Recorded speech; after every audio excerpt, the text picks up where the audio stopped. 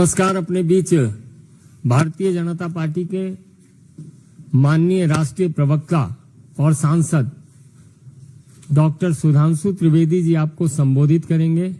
मेरा विनम्र निवेदन है माननीय सुधांशु जी से आपको संबोधित करें। शुरू करें।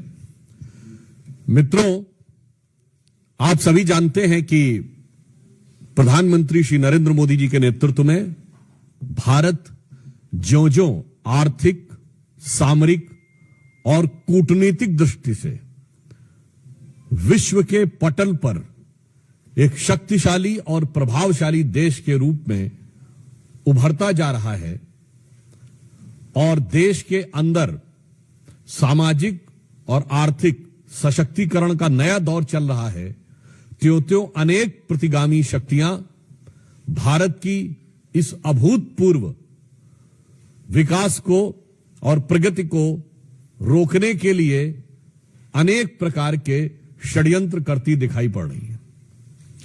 उसी श्रृंखला में आज मैं आपका ध्यान आकृष्ट करना चाहता हूं कि जो कुछ कांग्रेस पार्टी और उनके आइडियोलॉजिकल थिंक टैंक कहे जाने वाले लोग समय समय पर कहते आ रहे हैं, वो चीजें अब पूरी तरीके से जनता के सामने आती जा रही है। ओवरसीज कांग्रेस के प्रेसिडेंट सैम पित्रोदा, जो कांग्रेस के आइडियोलॉजिकल थिंक टैंक के प्रतीक माने जाते हैं, उन्होंने आज चाइना को लेकर जिस प्रकार का बयान दिया है, उससे यह बात बहुत साफ हो गई है कि कांग्रेस पार्टी के चीन के साथ हुए करार का इजहार सैम पित्रोदा ने दिन दहाड़े कर दिया है। प्रत्यक्ष रूप से साफ साफ दिखाई पड़ रहा है। और ऑन द लाइटर नोट मैं कहना चाहूंगा, हिंदी में कहावत होती है, गुरु गुड़ रह गए और चेला शक्कर हो गए। मगर यहां जो चेला है वो तो गुड़ रह गए और गुरु चीनी हो गए। परंतु गंभीर बात यह है कि जिस प्रकार की बात सैम पित्रोदा जी ने कही है, वो भारत की अस्मिता, भारत की कूटनीति और भारत की संप्रभुता पर बहुत गहरा आघात है। उन्होंने इस प्रकार की बात कही कि चीन के साथ तो किसी प्रकार का विवाद ही नहीं है, जैसे भारत ही अग्रेसर की भूमिका में, यानी आक्रामक मुद्रा लिए हुए।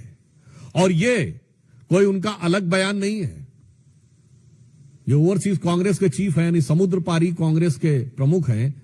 अब समुद्र पार से तो सोरस के सुर भी कांग्रेस के साथ मिलते हुए नजर आते हैं। परंतु यहां पर एक बहुत गंभीर बात है कि जो कुछ सैम पित्रोदा ने कहा है, यह कोई आइसोलेटेड इवेंट नहीं है, आइसोलेटेड स्टेटमेंट नहीं है। इसी भाव और इसी विचार के अनेक स्टेटमेंट राहुल गांधी पहले दे चुके हैं। याद करिए, राहुल गांधी जी ने विदेश में क्या कहा था कि चाइना ने बड़ा संघर्ष करते हुए ऊपर उठने का उदाहरण प्रस्तुत किया है उन चुनौतियों के बीच से। आपको याद हो अभी कुछ दिन पहले के अपने विदेशी दौरे में क्या कहा कि चाइना ने अनएम्प्लॉयमेंट को बहुत अच्छे तरीके से टैकल किया है, जबकि फैक्ट ऑफ द मैटर है इस समय चाइना में एम्प्लॉयमेंट रेट 24% है। 2023 में जनवरी से लेकर जुलाई के बीच में अनएम्प्लॉयमेंट रेट वहां पर बढ़ते बढ़ते हो गई 17-18%। और उन्होंने फिर जुलाई 23 से जनवरी 24 डाटा देना बंद कर दिया, फिर डाटा का बेस चेंज किया और जनवरी से लेकर अगस्त के बीच में किया, फिर बदले बेस पर भी वो 24% हो गई। मगर राहुल गांधी जी को उसमें बहुत महान चीज नजर आती है। फिर याद करिए, यही लोग कहते थे कि चाइना में प्रेस फ्रीडम इंडेक्स में हमसे ऊपर है, जबकि चाइना के डिफेंस मिनिस्टर ली शॉन्गफू गायब हो गए, चाइना के फॉरेन मिनिस्टर क्विंग गैंग गायब हो गए, वहां की सबसे बड़ी कंपनी अलीबाबा के चीफ जैक मा गायब हो गए, परंतु इनको उसमें भी नजर आता था।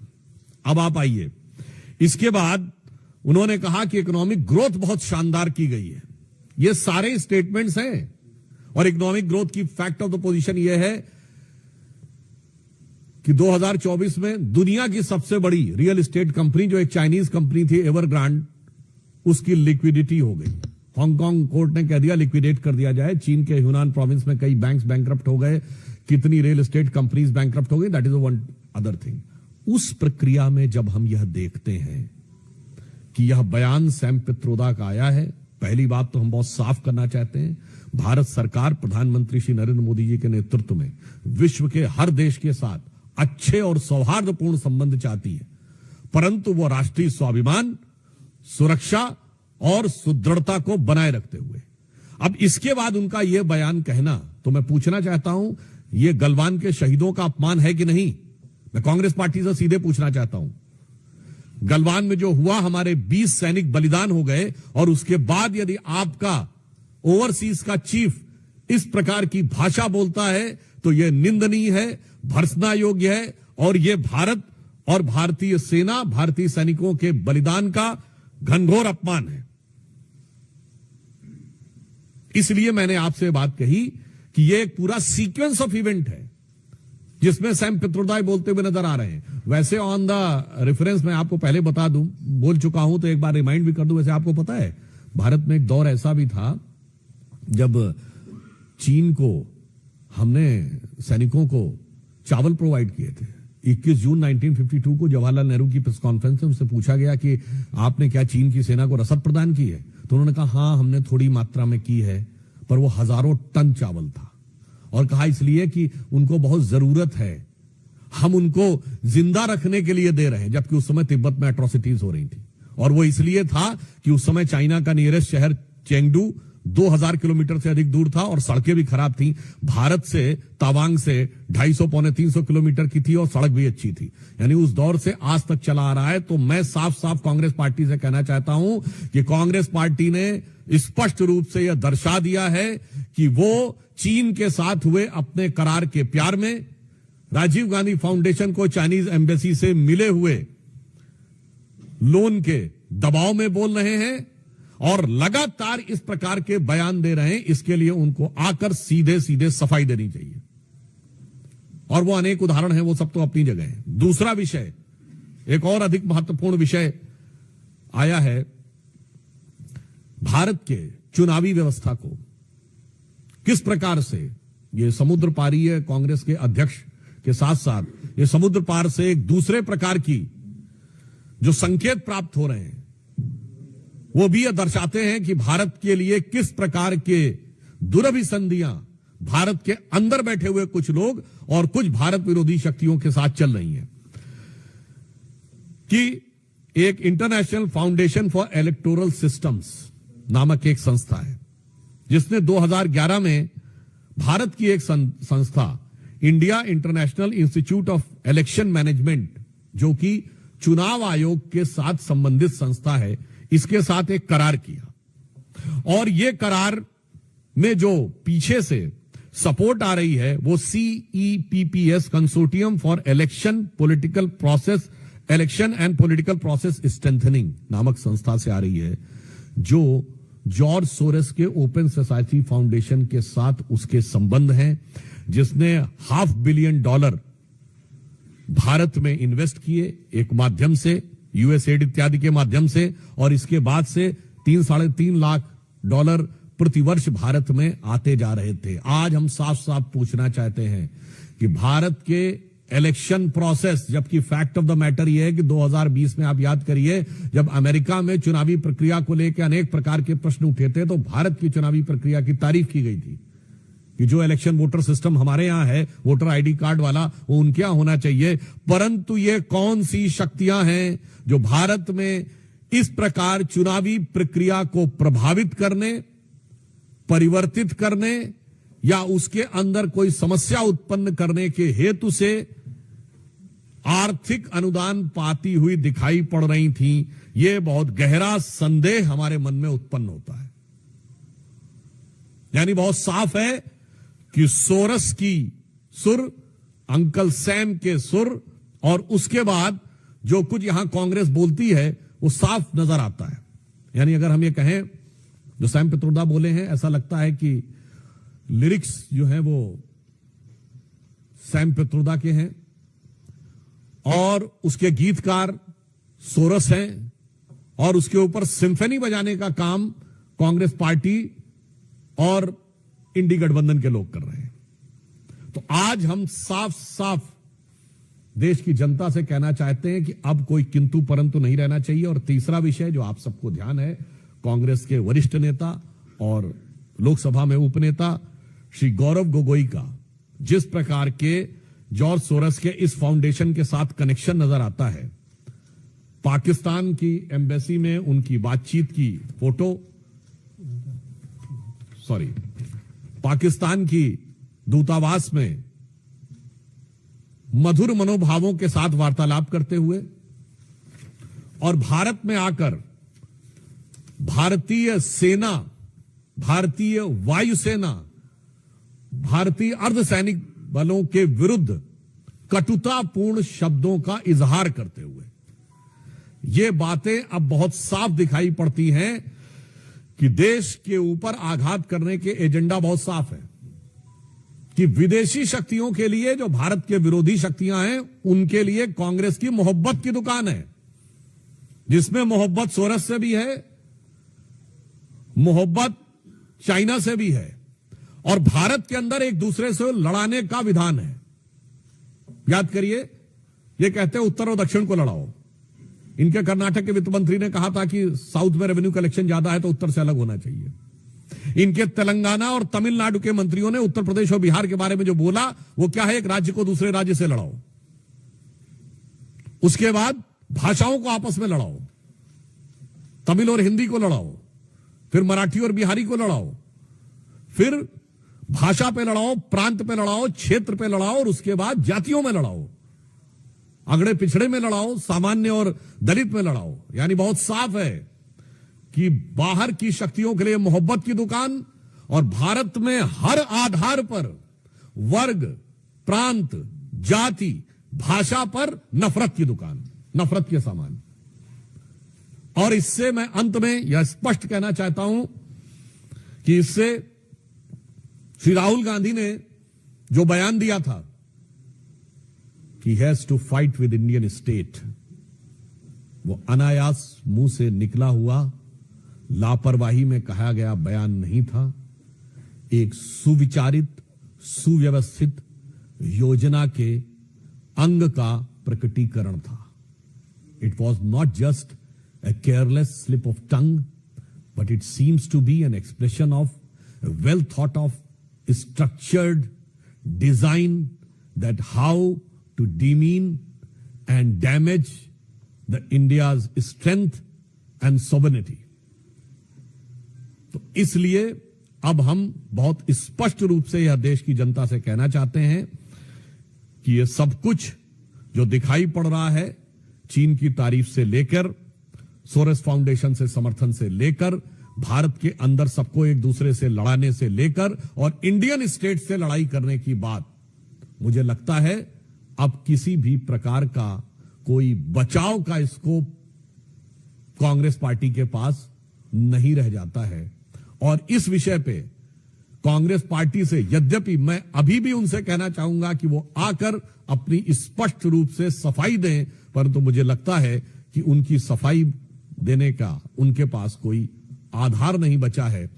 और बहुत दुख की बात यह है कि इस प्रकार की शक्तियों से हाथ मिलाते हुए या उनके सुर में सुर मिलाते हुए बात करते हुए भारत के अंदर के दलों का समर्थन हर राष्ट्रभक्त को बहुत पीड़ा देता है और उसके साथ गंभीर प्रश्न भी उठाता हुआ प्रतीत होता है। धन्यवाद।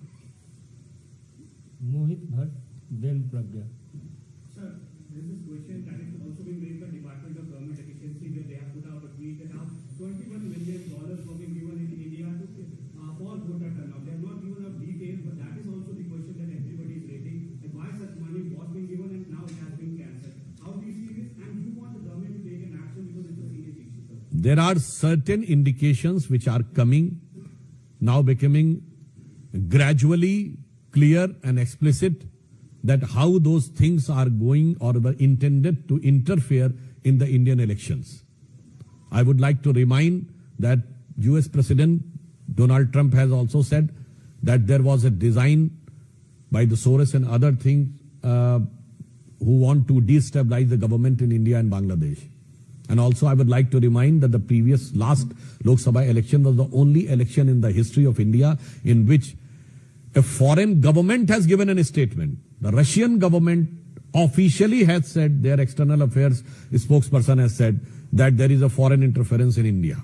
So I think since our government is keeping a strict vigil on every situation, so whatever is required will be appropriately dealt with, but the moral question becomes too big and too high in front of the opposition, which it is incumbent on their part if they want to prove their credentials of national integrity. Pragya It looks like a systematic foreign intervention in Indian democracy that is not that everyone is agreeing on, but the instrument was election commission. Do you think that there should be an investigation of the then election commissioner who signed that MOU? Because US aid came to it through election commission and On this issue, I think what is legally and what is constitutionally viable, appropriate constitutional agencies will take care, because the Election Commission is an autonomous body, constitutional body, so they are free to take whatever step they want in this regard. So that is one constitutional aspect. But my question is again to opposition on political and moral aspect. संवैधानिक विषय पर चुनाव आयोग स्वतंत्र और स्वायत्त संस्था है और वह उपयुक्त और प्रभावी निर्णय लेगी, परंतु नैतिक और राजनीतिक आधार पर विपक्ष को आकर कांग्रेस पार्टी को स्पष्ट रूप से सफाई देनी चाहिए। आमोद राय सर, एक और बहुत संशयजनक बात सामने आई है। जिस तरह से भारत में विदेशी ताकतें सर उठा रही थी, उसी वक्त नेपाल में हिंदू राष्ट्र को खत्म करने के लिए मनमोहन सरकार के समय में वहाँ यूएस साइड से तमाम फंडिंग किया गया और वहाँ के जो सांसद हैं, 4-5 सांसदों में से एक सांसद ने टीवी 9 से कहा है कि हम इसको लेकर पूरे वर्ल्ड में हिंदुओं को इकट्ठा करना चाहते हैं। सांसद भवर शमशेर राणा ने कहा कि इसके लिए आंदोलन चलाना चाहते हैं। देखिए, इस प्रकार की कई घटनाएं हुई हैं और मैं एक और बात आपसे कहना चाहता हूं इस क्वेश्चन के आंसर के संदर्भ में। आपको याद हो 2021 में दुनिया के कई विश्वविद्यालयों में, जिसमें अमेरिका के बड़े प्रतिष्ठित विश्वविद्यालय थे, एक नहीं कई यूनिवर्सिटीज में एक कॉन्फ्रेंस हुई थी, उसका नाम था डिसमेंटलिंग ग्लोबल हिंदुत्व, यानी वैश्विक स्तर पर हिंदुत्व को ध्वस्त करना। फिर 2023 में भारत में 22 और 23 दोनों में कॉन्फ्रेंस हुई तमिलनाडु में, इरेडिकेशन ऑफ सनातन धर्म, यानी सनातन धर्म का समूल नाश करना। और अब उनकी फंडिंग कहां से हो रही है, ये तो अब अमेरिकन एजेंसीज के जो स्रोत उभर के सामने आ रहे हैं उनकी जांच में उससे उभर कर सामने आता जा रहा है। और मैं पुनः यह बात कहना चाहूंगा, फिर कोई इस बात को जाके चेक कर ले, यही 2021 का वर्ष है जिसके बाद बहुत से स्टांस भारत के समाज, देश और वर्ग और जाति के बारे में कांग्रेस का चेंज होना शुरू हुआ। और मैं फिर आपसे कहता हूं, एक हेनरी लूसी फाउंडेशन है यूरोप की, जिसमें एक क्रिस्टोफर शर्लॉट करके इंडोलॉजिस्ट थे, सो कॉल्ड इंडोलॉजिस्ट, उन्होंने भी एक प्रोजेक्ट निकाला था, हाउ टू टैकल हिंदू मेजॉरिटेरिज्म। मैं दर्शकों से कहता हूं, जो करोड़ों लोग सुन रहे हो, इन सब चीजों को जाके चेक करिए, तब आपको समझ में आएगा कि मोदी जी किस परिस्थिति में देश को चला रहे हैं। और उसके बाद जो लोग इल्जाम देते हैं, तो उनके लिए एक लाइन कहना चाहूंगा मोदी जी की तरफ से कि हमें इल्जाम मत दीजिए, बहुत अफसोस होता है, हमें इल्जाम मत दीजिए, बहुत अफसोस होता है। बड़ी तरकीब से कश्ती यहां तक लेके आए हैं और बदल देते हैं हम दरिया की लहरें अपनी हिम्मत से, आंधियों में भी अक्सर चिराग हमने जलाए। तो आप सोचिए किन विपरीत परिस्थितियों में देश को लेकर आगे चलना पड़ रहा है। अरुण दांता Sudhanshu, you said there was an agreement which happened in 2011. Was there any financial angle part of that agreement? And also because Tesla correction was the CEC at that point, from 2010 to 12, he's completely denied it, that there was no financial angle added to it. And post 2014, there is your government. Was there any payment which received in between this period, and why this was not investigated during this period? I think the denial of the former chief election commissioner is not required that much as a categorical denial for that government at the time in office is required. Because for any such clearances, the clearance of government is very much required. So still up till now, if the government is not responding in categorical and unequivocal terms, I think this is a matter of concern.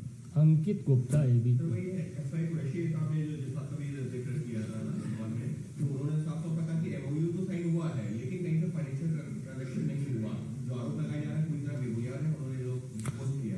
मैंने पुनः कहा कि पूर्व चुनाव आयुक्त के द्वारा इस विषय को कहने की अपेक्षा से अधिक हमारी अपेक्षा है तत्कालीन सरकार के प्रमुख लोग रहें, क्योंकि वो ये बताएं, कम से कम इसमें यह बात तो साफ हो गई कि एमओयू हुआ है, तो आधी बात पर तो किंतु परंतु समाप्त हो गया। अब वो किन परिस्थितियों में हुआ है, किसने उसको प्रेरित किया है और किसके द्वारा वो संचालित था, मानवीय बात है। चुनाव आयुक्त को संभवतः इस विषय की जानकारी नहीं होगी, तो हम संचालनकर्ताओं से पूछ रहे हैं, क्योंकि यूपीए सरकार तो वैसी भी थी कि वहां तो प्रधानमंत्री भी ऐसे थे जो कोई संचालित होते थे, कहीं वो स्वतः कार्य नहीं करते थे। तो इसलिए मैं संचालनकर्ताओं से पूछ रहा हूं, और वो इस प्रकार के बयानों के ओट में बचने का प्रयास नहीं कर सकते, तिनके की ओट में पहाड़ छुपाने का प्रयास नहीं कर सकते। अंतिम प्रश्न है ठाकुर रविंद्र सिंह, जी न्यूज। राहुल जी, दो सवाल हैं। एक है, ओवैसी साहब ने कहा है कि सरकार को संभल के मुसलमानों को निशाना बनाना बंद करने से इस्तीफाई सजा देना बंद करें और जल्द से जल्द एतिमाद साजी के कदम उठाएं, यानी वहां से मुसलमान पलायन करें। और दूसरा है, और इस पर सरकार चुप है। दूसरा है कि यमुना को लेकर आप लोगों ने दिल्ली में बड़े बड़े भाई चुनाव प्रचार के समय अब यमुना की सफाई के लिए आपकी सरकार आने वाली है, सरकार क्या कदम उठाएगा?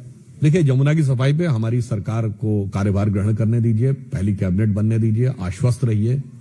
साबरमती रिवर फ्रंट से लेके और जिस प्रकार आपने प्रयागराज में भी और वाराणसी में गंगा को साफ होते देखा है, यमुना जी को भी हम उतनी ही निष्ठा से, श्रद्धा से और समर्पण से कार्य करेंगे।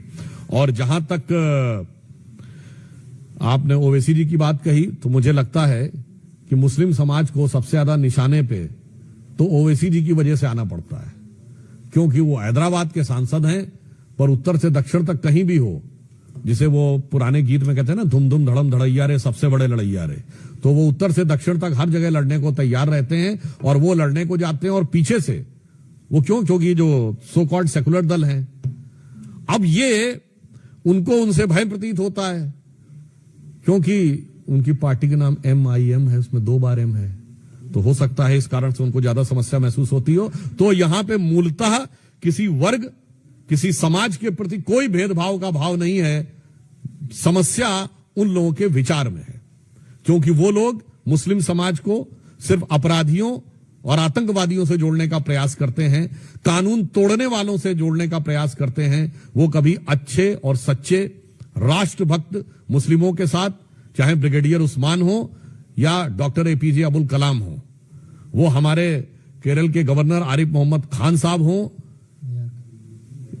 बिहार के गवर्नर आरिफ मोहम्मद खान साहब हो, अथवा बड़े से बड़े हमारे अच्छे जो अभी जिनकी डेथ हुई, उस्ताद जाकिर हुसैन, उस्ताद बिस्मिल्लाह खां, उस्ताद बड़े गुलाम अली, उस्ताद अमजद अली खां, इनका कभी नाम सुना है आपने ओवैसी जी के मुंह से? इसलिए हमारे तरफ से कोई समस्या नहीं, समस्या उनकी जहनीत में। बहुत बहुत धन्यवाद।